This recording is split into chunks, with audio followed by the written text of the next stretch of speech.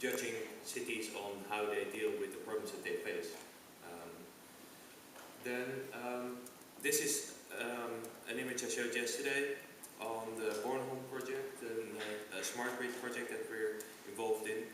And this, I think, can give us some ideas of how Amsterdam could do something like a smart grid testing ground as well. And as I said yesterday, I think technology is one thing, but it's important to think about the behavior of the people involved as well, the users, the other stakeholders, about the regulatory framework, how that enables or prevents certain activities, and how business models can help different stakeholders to benefit from the project as well. In Europe, there are a lot of smart grid projects going on, so I think it's important for Amsterdam also to think about why is Amsterdam different? How can we do this differently than other countries, and what makes this a real Amsterdam project rather than just a general smart grid project? And in that, I think it's important to look at boundaries. I mean, there's a number of other projects, pilot projects proposed, and you can see where the interfaces between these projects and these sectors are. And here I've highlighted, for example, electric vehicles, because of course if you want to decarbonize your transport system, there's different options, and electric vehicles are often mentioned because you can achieve very, very low carbon electricity, low carbon transport that way, and especially if you combine it with renewable electricity, and you can use the cars as batteries for storage, you can create a nice, very nice balance and link between electricity and transport. The only problem again, you have to think about what drivers and the users of the transport system think. This is some work we've done in a European project where we interviewed people whether they wanted to contribute or want to participate in a vehicle-to-grid project where they would allow their car to provide electricity back to the network to balance, for example, renewables. And a reasonable number of people were fairly skeptical about this, mainly because they thought the price incentive that was offered there was 20 euros per year, was not enough. And the other concern was also that they might not be able to use their car when they needed to. So again, keep in mind the end user perspective. Don't just look at technology. I've got one other example here with the built environment. Again, there's a number of things there that you can do, and it's quite straightforward. I think if you make a list of technology, there's a lot of information on that available. So you can say you can do insulation, you can put double glazing in, you name it. That's not the main challenge. The technologies is just one thing. Again, look at the behavior and the people. What do you know about the people living in the house? What's their age structure? What are their living patterns? What's their income? These kind of things. We have kind of connected a few databases of information, of data, to make sure that to create a model where we have information about the use of energy in the house, the economic situation and the living situation of the family, what their mortgage costs are, to what extent they have tax benefits, what the energy state of the property is, how efficient it is, what kind of heating system.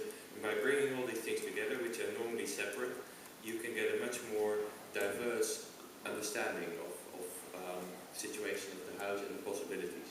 And again, there's regulatory issues and there's business models that you can derive from this as well. So altogether, I mean, there's other links as well to agriculture, to industry, to water, to waste. So I think really looking at the other pilot projects as well, and looking where the interfaces are, you can create a project that's really, really special for Amsterdam, and unlike another general smart grid project. maybe one additional question. I mean, what would be the right mechanism for you to use such a project as a project that is relevant for everybody, so everybody could take a view into the process as well? Because I think like a Bornholm project, I mean, it's a brilliant project. I mean, people can go there, see an electric vehicle, see a charging station, and all these things, solar panels, wind energy, especially in Bornholm. But what would be the right mechanism for people to learn from the things you were doing over here right now then? I mean, is this something that you organize visits, or you just publish a blog, or whatever? I mean, you mean other cities, for other cities to learn? I think you can do it online through the platform, but I think what we discussed just now as well about having kind of meetings with other cities where people present what's actually being achieved. I think that's more effective. Face-to-face is always more effective than something virtual or online. So I think leveraging the other activities of the initiative, the World Smart Capital Initiative, would be probably one of the best ways of doing that. Thank you. And I have a few questions later on, maybe, but we first get to our examples. I mean, one of the things we've been doing for the last, I'm not sure actually, Erik, for the last 25 years, waste to energy and district heating combination? No, actually it's 120 years. Actually, 120 years ago we started with this initiative. And I think it's for one of the most visited energy plants in the world, or waste to energy plant, and the district heating system that's attached to it. And maybe Erik, you can give a quick view of the last 120 years of renewable energy in Amsterdam. I will not go back 120 years actually, because I think it's all about the future, not about the past. But I try to give you some ideas about what we do here in Amsterdam. As mentioned, actually 120 years ago, the first incineration plants for city waste was built here in Amsterdam out of hygienic reasons. But during the last 100 years, we've built some new plants, and at the moment we're on the fourth stage of incineration plant, or as we call it now, the waste-fired power plant. I'll give you a short view about what we actually do, and what we produce, and mainly what we do with cooperation with other companies here in Amsterdam at the moment. But we would like to find more companies to work together with, and as my responsibility at the moment is mainly about district heating, I will also tell you a little bit about that. What we do already, it's not a new concept, of course, district heating, but what we're actually doing is quite challenging, I hope, for you as well. Our mission statement is simply that we want to be a leading sustainable company in the world, and try to get out as much useful materials out of our waste, and so in order to provide maximum benefit, of course. This is actually a picture of our plant. Actually, you see two pipes we have 6 incineration lines. 4 were built distributed over 20 years ago, and the other one was built in 2007, right before the economic crisis started. And nobody ever thought about that there will be an economic crisis, so everybody kept on building incineration plants all over the country. And now we have a bit of an overcapacity of incineration plants here. That's why we, at the moment, start to import waste from other countries, as we see waste as a form of commodity.